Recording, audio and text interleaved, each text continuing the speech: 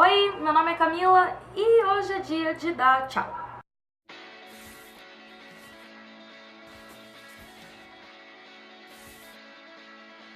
Hoje é dia de dar tchau para essa duologia que começou com o The Wrath and the Dawn e terminou com o The Rose and the Dagger. O The Wrath and the Dawn já foi traduzido para o Brasil como A Fúria Aurora. Foi a editora Globo que traduziu, a capa ficou bem lozinha, eu realmente não gostei da capa do Brasil, mas isso são outros 500. Esse vídeo vai ser dividido em duas partes. Primeiro vai ser a resenha do The Rose and the Dagger, que é o segundo livro, que foi o que eu terminei de ler agora esse mês. E a segunda parte vai ser uma discussãozinha sem spoilers sobre o que eu achei da duologia em geral. Começando com a avaliaçãozinha só do Rose and the Dagger, ele começa algumas semanas depois do final de The Wrath and the Dawn.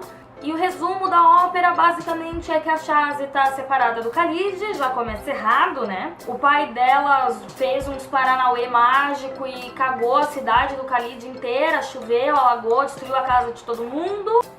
Daí agora o pai dela tá tipo em coma mágico, ele não larga daquele livro mágico dele, a Shazi não sabe o que fazer, ela, a irmã, o irmão, o Tariq, tá todo mundo num acampamento que é do pessoal que quer travar uma guerra contra o Khalid, porque afinal de contas ele é um rei sem coração que mata as menininhas tudo. Enquanto isso, o próprio Khalid tá lá, né? Tá lá no castelo dele, vivendo a vida dele triste, tentando reconstruir a cidade, não tá mais matando ninguém, e foi isso aí.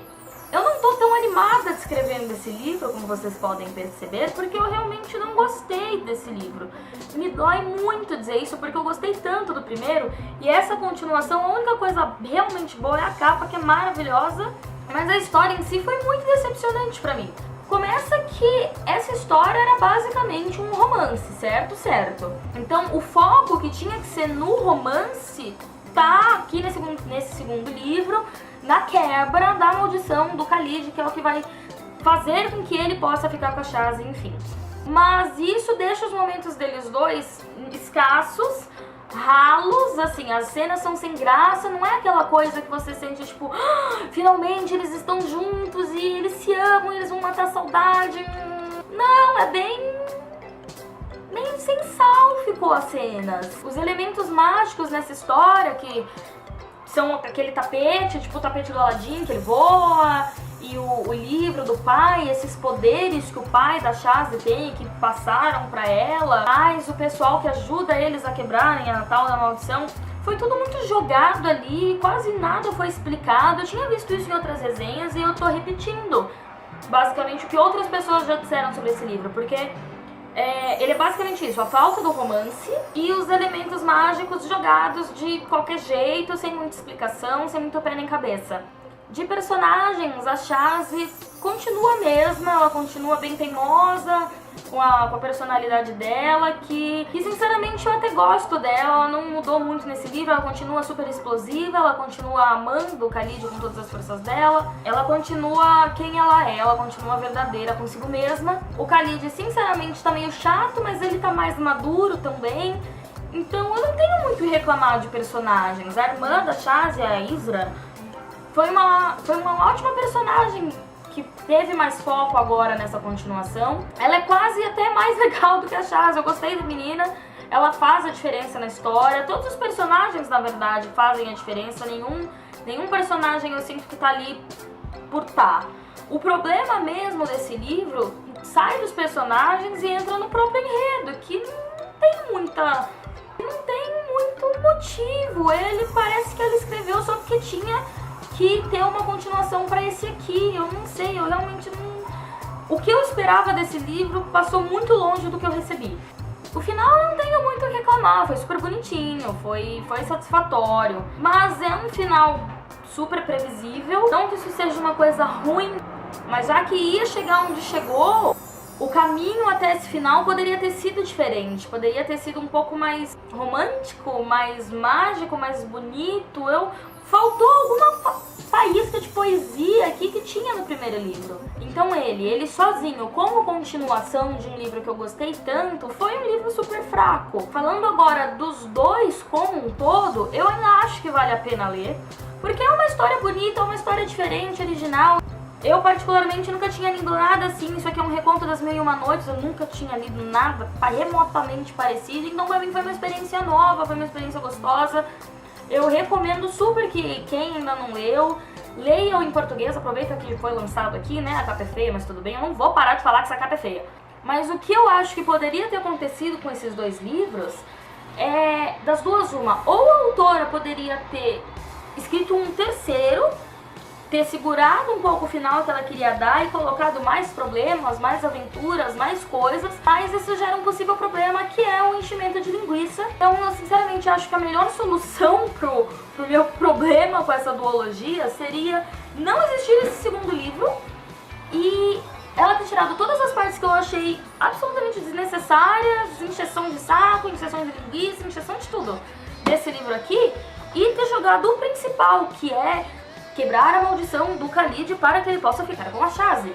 E ter engrossado um pouquinho esse aqui e ter terminado tudo num livro só. Eu não me importaria de ler um calhamaço deste aqui se fosse isso, se ele tivesse os elementos bons, os elementos necessários do segundo livro e terminasse aqui, com o final desse, só que aqui com umas 200 páginas, 300 páginas a mais, às vezes até menos. Porque eu realmente não senti necessidade em metade, mais da metade da trama desse segundo livro.